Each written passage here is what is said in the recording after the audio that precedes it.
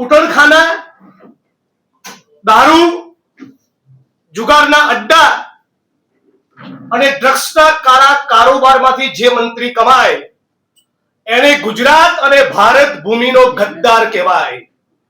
આવા ગદ્દારોની સામેની આ પ્રેસ કોન્ફરન્સ છે.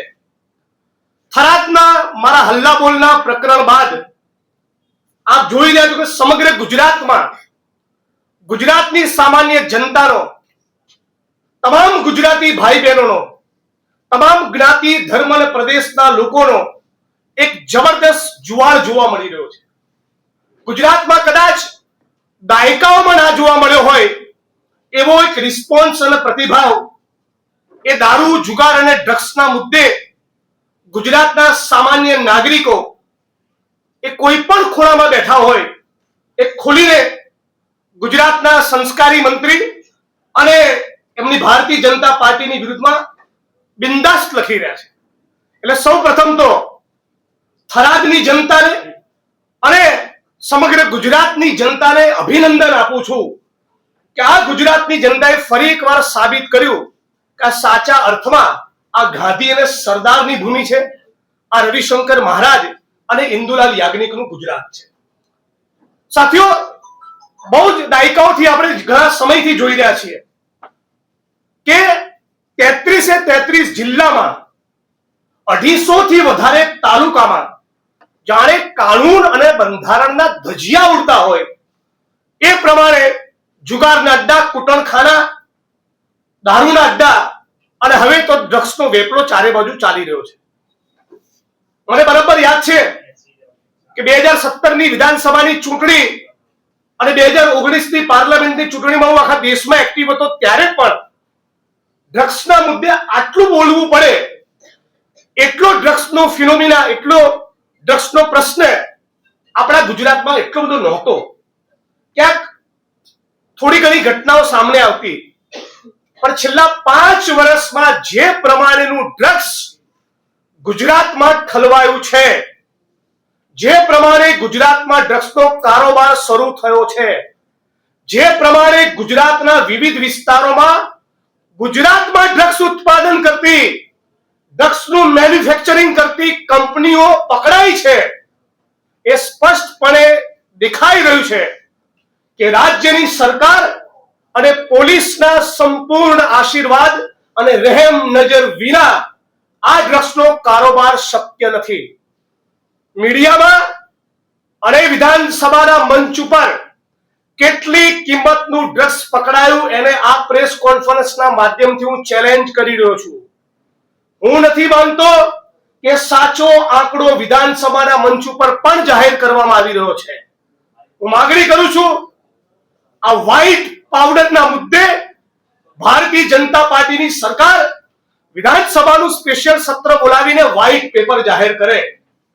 મારી શુદ્ધ જાણકારી પ્રમાણે સબ્જેક્ટ ટુ કરેક્શન ભૂલ થતી હશે, હું માફી માંગીશ, પણ મારી શુદ્ધ જાણકારી પ્રમાણે ગુજરાતના કોસ્ટલાઇન દરિયાકાંઠા પરથી અંદાજિત 64,000 કરોડ રૂપિયાનું ડ્રગ્સ પકડાયું છે. તો આજે એક ગુજરાતી જાણવા માંગે છે આ ડ્રગ્સ આપણા ગુજરાતમાં મંગાવી કોણ રહ્યું છે, કોના માધ્યમથી આવી રહ્યું છે? આમાં રાજ્યની પોલીસ, ભ્રષ્ટ અધિકારીઓ, ગૃહ વિભાગની શું મિલીભગતને સામેલગીરી છે? આના ડિસ્ટ્રીબ્યુટર અને સપ્લાયરો કોણ છે? કોણ છે આના એન્ડ યુઝર?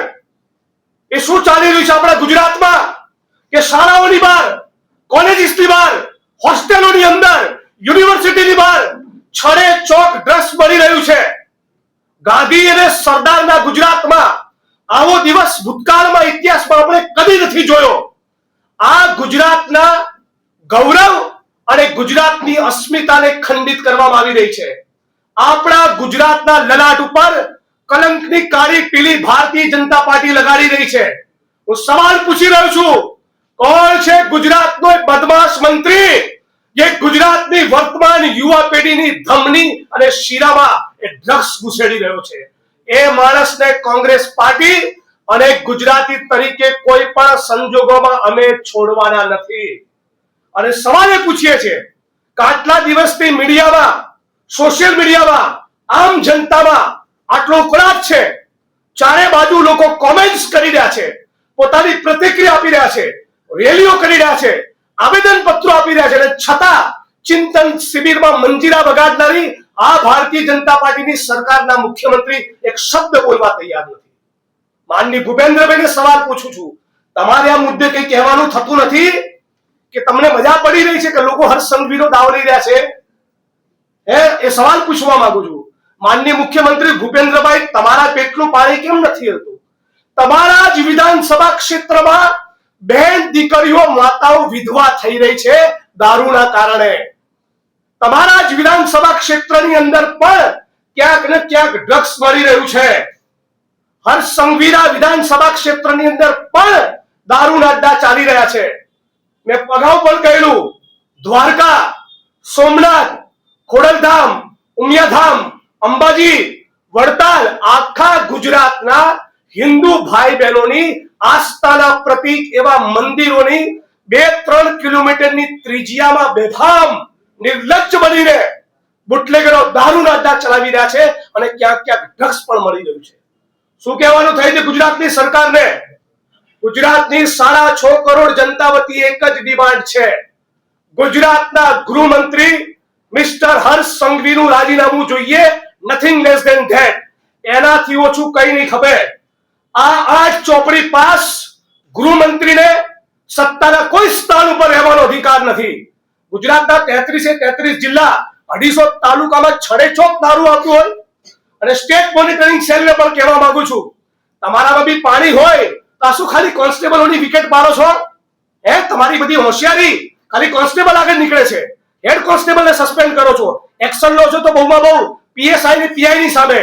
થરાદમાંથી, સાબરકાંઠામાંથી, બનાસકાંઠામાંથી, ભરૂચમાંથી નીકળેલો જે દારૂ, બનાસકાંઠા થરાદમાંથી નીકળેલો દારૂ જે પાટણ, મહેસાણા અને ગાંધીનગર થઈને અમદાવાદ, ખેડા અને બાલાસિનોર સુધી જાય છે, એના રસ્તામાં આવતા એલસીબી ના પોલીસ ઇન્સ્પેક્ટરો શું કરે છે?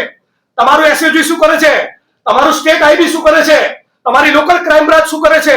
તમારું સેન્ટ્રલ આઈબી શું કરે છે? તમારું ગૃહ વિભાગ શું કરે છે?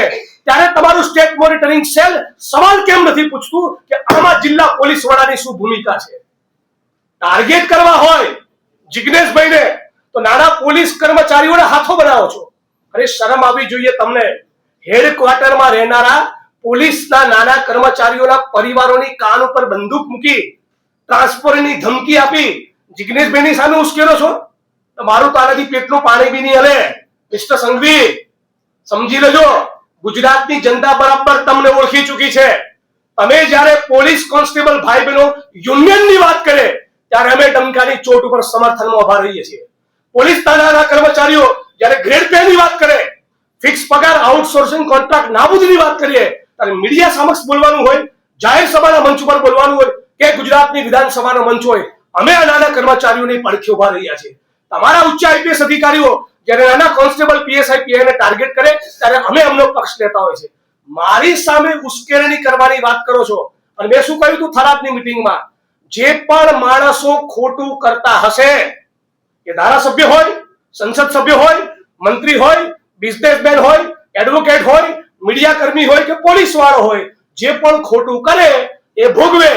જે દારૂ, જુગાર, ડ્રગ્સમાંથી કમાય છે એના પટ્ટા ઉતરે. આ વાક્યો પર આજે પણ હું અડીખમને અકબંધ છું. મારી સામે તમે જેટલા પ્રોટેસ્ટ કરાવશો, સોશિયલ મીડિયાની બધી કોમેન્ટ વાંચી લેજો, આવડી ગાળો તમને પડી રહી છે. મિસ્ટર સંઘવી, તમને નામ જો ગાળો પડી રહી છે. આ છે ગુજરાતની જનતાનો સાચો મૂળ. રાજ્યના પોલીસ વડા, ભારતીય જનતા પાર્ટીના પ્રદેશ પ્રમુખ મિસ્ટર સંઘવી, એમના પ્રવક્તા, 4 જણાએ મારું નામ લીધા વગર ઇનડિરેક્ટ કોમેન્ટ કરી, પણ 4 માંથી એક માણસ એવું ના કીધું કે હા આપણા ગુજરાતમાં હવેથી ડ્રગ્સ વેચાવા નહીં દઈએ. એક પણ માણસ એવી ગુજરાતની જનતાને હૈયા ધારણ નહીં આપી કે હવે આ ગુજરાતમાં ડ્રગ્સનો કારોબાર નહીં થાય, હવે ગુજરાતમાં કુટરખાના નહીં ચાલે, હવે ગુજરાતમાં દારૂ, જુગારના અડ્ડા નહીં જોવા મળે, હવે હિન્દુ ધર્મની આસ્થાના પ્રતીક મંદિરોની ફરતે જિગ્નેશભાઈ આવી કોઈ ફરિયાદ નહીં કરવી પડે. અને ચેલેન્જ આપું છું ગુજરાતના ડીજીને, ગુજરાતના હોમ સેક્રેટરીને અને ગુજરાતના મુખ્યમંત્રીને. બીજું બધું તો ઠીક, આદરણીય હર્ષભાઈ સંઘવી અને આદરણીય ભૂપેન્દ્રભાઈ પટેલના વિધાનસભા ક્ષેત્રમાંથી દારૂ, જુગારના અડ્ડા બંધ કરીને બતાવો. જે પત્રકાર મિત્રએ વિધાનસભા માનનીય સીએમ સાહેબની ત્યાંથી દારૂના અડ્ડા ડ્રોનના મારફતે એક્સપોઝ કર્યા, તેને એપ્રિશિએટ કરવાનો હોય, એસીપી ડીસીપી સામે કાર્યવાહી કરવાની હોય, એમનો ખુલાસો માંગવાનો હોય, એના બદલે પત્રકારને ટાર્ગેટ કરીને એને જેલમાં નાખવાની વાત કરી, એની પર બીજી એફઆઈઆર કરી. ગુજરાતની 6.5 કરોડ જનતાને કહીએ છીએ, તમે ત્યારે દારૂ જુગાર ડ્રગ્સના મુદ્દે સોશિયલ મીડિયામાં ખુલીને બોલો. ટૂંક સમયમાં અમે હેલ્પલાઇન નંબર પણ જાહેર કરવાના છીએ. ગુજરાતના 33 જિલ્લાના જિલ્લા પ્રમુખો કોંગ્રેસ પાર્ટીના, તમામ તાલુકા પ્રમુખોના મોબાઈલ નંબર એ તમારા માટે હેલ્પલાઇન નંબર જ છે. તમે કોઈના બાપની ચિંતા કર્યા વગર વિડીયો અપલોડ કરો સોશિયલ મીડિયામાં, મને ટેગ કરો, અમારા પ્રદેશ પ્રમુખ માનનીય અમિતભાઈ ચાવડાને ટેગ કરો, કોંગ્રેસ પાર્ટીને ટેગ કરો. આ મુદ્દે કોઈ કોમ્પ્રોમાઇઝ ચલાવી લેવામાં નહીં આવે. અને ફરી કહું છું, ગુજરાતના કોઈ પણ નાગરિકોને દારૂ જુગાર ડ્રગ્સના મુદ્દે એક્સપોઝ કરવા બદલ ટાર્ગેટ કરવામાં આવ્યો તો કોંગ્રેસ પાર્ટી તરીકે બિલકુલ અમે ચલાવી લેવાના નથી. આ પ્રેસ કોન્ફરન્સના માધ્યમથી રાજ્યના મુખ્યમંત્રીને કહું છું કે તમારી પાસે શું નક્કર આયોજન કે બ્લુપ્રિન્ટ છે કે હવે પછી ગુજરાતમાં ડ્રગ્સનો કાળો કારોબાર નહીં થાય અને ગુજરાતની યુવા પેઢીને બચાવી લેવામાં આવશે. ચિંતન શિબિર પૂરી થાય તરત એ બ્લુપ્રિન્ટ, એ તમારો આઈડિયા, એ તમારો જે રોડ મેપ હોય એ તમે ગુજરાતની જનતા સમક્ષ મૂકો. બહુ દુઃખ સાથે કહેવું પડે છે કે ગુજરાતના પનોતા પુત્ર તરીકે જેને બહુ મોટા ઉપાડી આપણે દિલ્હીમાં મોકલ્યા, એ દેશના પ્રધાનમંત્રી, દેશના ગૃહમંત્રી વારંવાર ગુજરાતમાં આવે છે, ત્યારે પણ એક વાર પણ ગુજરાતની જનતાને એવી અપીલ નથી કરતા કે તમે ડ્રગ્સના રવાડે ના ચડતા. એક સ્પીચ મને બતાવો નરેન્દ્રભાઈની, એક સ્પીચ બતાવો મને મિસ્ટર અમિત શાહની, જ્યારે મને ગુજરાતના યુવાનોને અપીલ કરી હોય કે ડ્રગ્સના રવાડે બિલકુલ કોઈ પણ સંજોગોમાં તમે ચડશો નહીં, તમે બરબાદ થઈ જશો. છેલ્લા 20-25 વર્ષનો તમે ગુજરાતનો ઇતિહાસ જુઓ, લઠ્ઠાકાંડ અને લઠ્ઠાકાંડ સિવાય પણ કેટલી બેન દીકરીઓ માતાઓ વિધવા થઈ. આપણા ગુજરાતમાં એવા ખતરનાક ડ્રગ્સ આવી ચૂક્યા છે કે સોમ મંગળ બુધ ગુરુ 4 દિવસ કોઈ એક યુવાન લે અને 5મા દિવસે જો ડ્રગ્સ ના પડે તો ઘરની દિવાલમાં માથા પચાડે છે. ક્રાઇમ બ્રાન્ચના એક ઓફિસરે મને કહ્યું કે જિગ્નેશભાઈ, ડ્રગ્સના આરોપીને ઘણીવાર અમારે એટલા માટે છોડી દેવા પડે છે કે જેલમાં પોલીસ લોકઅપના ભય તળિયામાં એવા જોરથી પોતાના માથા પછાડે છે કે કોર્ટમાં અમે હાજર કરીએ તો એવું લાગે કે અમે કસ્ટોડિયલ ટોર્ચર કર્યું છે. આટલા ખતરનાક ડ્રગ્સ આપણા ગુજરાતમાં, તમે શેની ડંફાસો મારો છો? આવું ગુજરાત હોય આપણું? આ રવિશંકર મહારાજ ને ઇન્દુલાલ યાજ્ઞિકનું ગુજરાત છે? ગુજરાતની ભારતીય જનતા પાર્ટીની સરકાર એના મંત્રીઓના હપ્તાખોરીના દૂષણ સિવાય આટલો ડ્રગ્સનો કાળો કારોબાર ગુજરાતમાં ફેલે નહીં. માનનીય પાર્થિવભાઈ હમણાં નીચે મને મારું ધ્યાન દોર્યું હતું કે ગુજરાતમાં ફેક્ટરીઓ પકડાઈ છે, ડ્રગ્સ નું ઉત્પાદન કરતી ફેક્ટરીઓ, રો મટીરિયલ પ્રોવાઈડ કરતી ફેક્ટરીઓ. આ શું કહેવાય? ગુજરાતના 15-17 વર્ષના યુવાન યુવતીઓ શાળાઓમાં, હોસ્ટેલમાં, યુનિવર્સિટી, કોલેજમાં જ્યાં ભણવા જતા હોય એ માણસો ડ્રગ્સ લેતા થઈ ગયા. અને બધું છેલ્લા 5 વર્ષમાં બન્યું છે. એની અગાઉના વર્ષોમાં ક્યાંક તમને નાની મોટી એવી ઘટના જોવા મળતી હતી, પણ પ્રાઇમરીલી આ જે મોટો કારોબાર જે ગુજરાતમાં આપણે જોઈ રહ્યા છે એ છેલ્લા 5 વર્ષમાં થયો છે. અને સમગ્ર ગુજરાતની જનતાને ફરી અભિનંદન આપું છું, અપીલ કરું છું, હાથ જોડીને વિનંતી કરું છું, પ્લીઝ તમે સોશિયલ મીડિયામાં લખો, પત્રો લખો, અરજીઓ આપો, આવેદન પત્ર આપો. કલેક્ટર હોય, એસપી હોય, દરેકે દરેક જગ્યાએથી ગુજરાતમાંથી એક ગૂંજ ઉઠવી જોઈએ, સે નો ટુ ડ્રગ્સ. ગુજરાતના તમામ યુવાનોને પણ અપીલ કરું છું, આપ તમામ પત્રકાર મિત્રો એ ખૂબ સમર્થન કરી રહ્યા છો.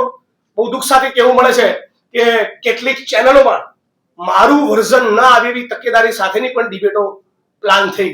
નિવૃત્ત કર્મચારીઓને પણ બેઠાડા. આવા નિવૃત્ત કર્મચારીઓના નામ જો નહીં કહું, પણ એટલે જ એક કોમેન્ટ કરીશ કે આ પૈકીના એક નિવૃત્ત કર્મચારીને એટલો સવાલ પૂછવા માંગુ છું કે એક રાજકોટમાં ઉચ્ચ આઈપીએસ અધિકારીનું પોસ્ટિંગ થયેલું, એ કોણ હતા જેની લંપટ લીલાઓના કારણે એની પત્નીએ આત્મવિલોપનનો પ્રયોગ કરવો પડ્યો હતો? આવું ઘણું બોલી શકું છું. સવારે ઉઠીને મેં કીધું હતું એ પ્રમાણે સરસ સરગવાની સિંગો ખાઓ, આમળાનો રસ પીવો, શરીરમાં કેલ્શિયમ આવે. સ્પાઇન તમે જ્યારે નોકરીમાં હતા ને ત્યારે મજબૂત નહોતી, નિવૃત્તિ પછી કદાચ મજબૂત બનશે. અને ગુજરાતના ડીજી એમણે પોલીસના મનોબળની ચિંતા કરી. પોલીસના મનોબળની ચિંતા એમના કરતા અમને વધારે છે અને એટલા માટે કહીએ છીએ કે ગ્રેડ પે નો લાભ આપો. ઓર્ડલી તરીકે એસપી ના બંગલામાં જે માણસો મજૂરી કરતા હોય છે ને, ઘણા ઉચ્ચ આઈપીએસ અધિકારીઓ એમની જોડે પગની દોરી બંધાવતા હોય છે, જૂતા લેવાનું કહેતા હોય છે. આ પોલીસના નાના કર્મચારીઓની પડખે અમે છીએ. એટલે આશા રાખું છું કે રાજ્યની સરકાર એ મને ટાર્ગેટ કરવાના બદલે ટાર્ગેટ ડ્રગ પેડલર્સ અને રાજ્યના બુટલેગરોને કરશે. આપ સૌનો ખૂબ ખૂબ આભાર. તમારા કોઈ પ્રશ્નો હોય અને પાર્થિવભાઈને કંઈ ઉમેરવું હોય તો.